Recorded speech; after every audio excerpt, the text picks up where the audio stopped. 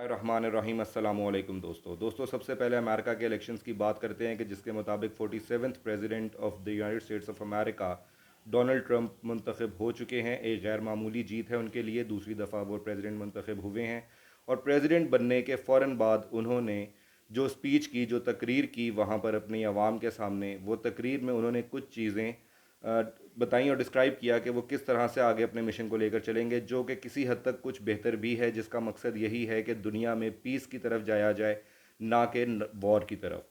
अच्छा, अब उसके जो सिनेरियो के अंदर पाकिस्तान में एक बड़ा ब्लेंडर हुआ, वो ये हुआ कि कुछ लोग यहाँ पे कुछ अर्सा पहले तक डोनाल्ड ट्रंप के ख़िलाफ़ ट्वीट्स किया करते थे। जो ट्वीट्स वो करते थे वो उनको डिलीट करना पड़ गई आज। जैसा कि मरीम नवाज़ साहिबा, उन्होंने ट्वीट्स डिलीट की। एहसन इकबाल साहब, उन्होंने अपनी ट्वीट्स डिलीट की।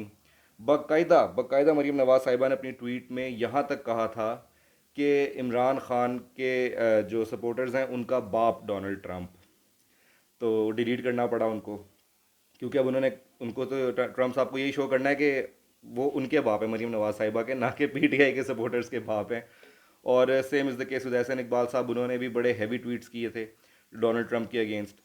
जब डोनाल्ड ट्रंप इलेक्शन हारे और फिर उन्होंने कहा कि धांधली हुई है, तो वहाँ पर उन्होंने शोर मचाया। एहसन इकबाल साहब ने ट्वीट्स किए बाकायदा कि पाकिस्तान का डोनाल्ड ट्रंप कौन है, वो इमरान खान है, और अमेरिका का इमरान खान कौन है, वो डोनाल्ड ट्रंप है।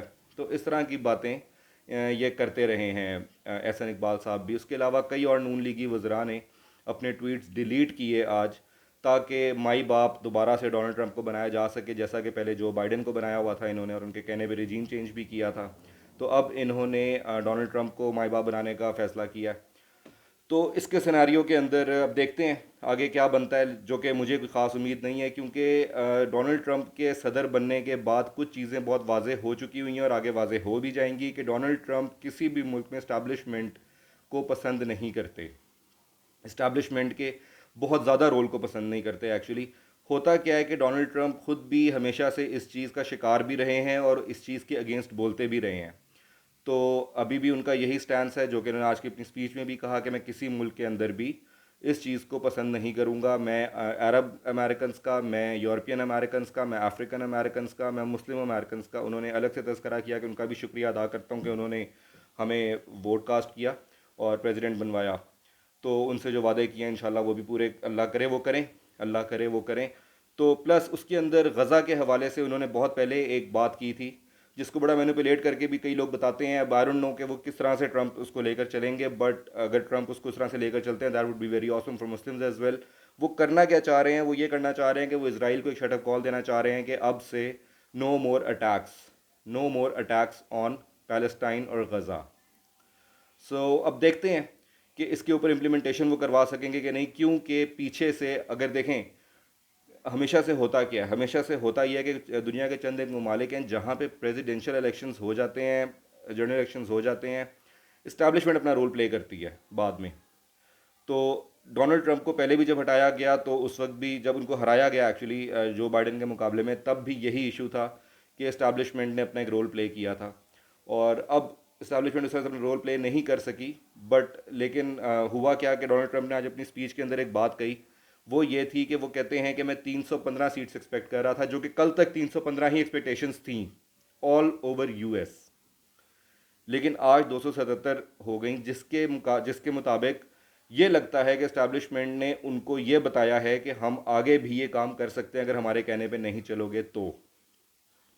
और यूएस की इस्टेब्लिशमेंट हो या जहाँ मर्जी की इस्टेब्लिशमेंट हो, वो आपको भी पता है कि वो इसराइल के बड़े इन्फ्लुएंस में है सारे ही। हमारे इस्लामी ममालिक की इस्टेब्लिशमेंट उनके इतनी इन्फ्लुएंस में है, तो आप यूएस की इस्टेब्लिशमेंट की बात कैसे नहीं कर सकते कि वो उनके इन्फ्लुएंस में नहीं होंगे। तो वो भी उनके इन्फ्लुएंस में बिल्कुल हैं।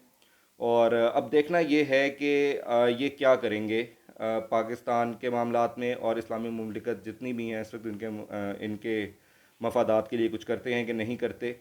और उसके अलावा पाकिस्तान के ऊपर इसके क्या नताइज आ सकते हैं वो भी मैं आपको बता देता हूँ कि अगर तो पीटीआई के सपोर्टर्स ये सोचते हैं कि क्या इमरान खान साहब को रिहा करवाने में मदद करेंगे, तो मैं इसमें आपको एक चीज़ बताऊं कि डोनाल्ड ट्रंप इमरान खान को रिहा कराने में डायरेक्ट मदद तो नहीं कर सकते, ठीक है, वो एक बड़ी इंटरवीन हो जाएगी ना, वो तो नहीं हो सकता।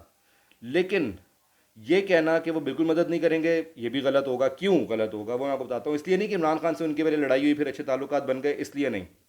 वो इसलिए मैं आपको ये बात कर रहा हूँ क्योंकि इमरान खान भी यहाँ पर इस्टेब्लिशमेंट के हाथों ही डसे हुए हैं, और ट्रंप का जो एक बहुत बड़ा दुश्मन है जो बाइडेन, उसके हाथों के डसे हुए हैं through establishment of Pakistan actually. तो डोनाल्ड ट्रंप को ना बाइडेन पसंद है, ना किसी भी मुल्क में इस्टेब्लिशमेंट का रोल पसंद है। तो बिल्कुल एक शटअप कॉल दे जाने की कोशिश की जा सकती है डोनाल्ड ट्रंप की तरफ से भी, और कहा जा सकता है कि अपने मामलात ठीक करो। ये सारे मामलात इस्टेब्लिशमेंट को कहा जाएगा कि थोड़ा सा पीछे हटो, जो कि डोनाल्ड ट्रंप के होते हुए जब लास्ट टाइम वो प्रेसिडेंट थे तब इस्टेब्लिशमेंट का रोल पाकिस्तान में क्या पूरी दुनिया में अगर आप गौर करें कई ममालिक में बहुत कम हो चुका हुआ था। और डोनाल्ड ट्रंप एक कन्वेंशनल सियासतदान तो हैं ही नहीं, पूरा पाकिस्तान ये बात करता है, पूरी दुनिया ये बात करती है। तो इसी के तनाजुर में अगर आप ये देखें तो डोनाल्ड ट्रंप ने तब क्या क्या काम किए, वो अपने जो टेन्योर का एंड था उसके अंदर वो नॉर्थ कोरिया से भी बात करने के लिए तैयार हो चुके हुए थे, जो कि नॉर्थ कोरिया के आपको मरासिम पता है कि कैसे हैं यूएस के साथ। उसके अलावा वो रशिया से बात करने के लिए तैयार हो चुके हुए थे, और उन्होंने कई दफ़ा डिबेट्स वहाँ पर की और कई टॉक्स की उन्होंने रशिया के साथ। उसके अलावा वहाँ पर यूएस में ही अक़वाम मुत्तहिदा की मीटिंग्स के अंदर बाकायदा चाइना के प्रेसिडेंट से मुलाकातें की गई डोनाल्ड ट्रंप की तरफ से, जो कि हिस्ट्री क्रिएट की गई थी। ऐसा होता नहीं है आमतौर पे, लेकिन डोनाल्ड ट्रंप ने यह भी किया। तो डोनाल्ड ट्रंप के बारे में ये ज़रूर कहा जा सकता है कि डोनाल्ड ट्रंप किसी हद तक कन्वेंशनल सियासतदान तो नहीं है, और वो कोशिश भी यही करेंगे कि वो अपना जो पिछला इमेज है उसी को लेकर आगे चलें, और दुनिया में वो पीस की बात जिस तरह वो स्लोगन लगा कर आए हैं उसके ऊपर इम्प्लीमेंटेशन करवाने की कोशिश करें। तो अगर वो ऐसा करते हैं तो ऑब्वियसली पूरी दुनिया के लिए बड़ा अच्छा होगा। अल्लाह ताला बहुत बेहतर करे, अल्लाह ताला हम सबका हामी और नासिर हो। जज़ाकल्लाह, खुदा हाफिज़।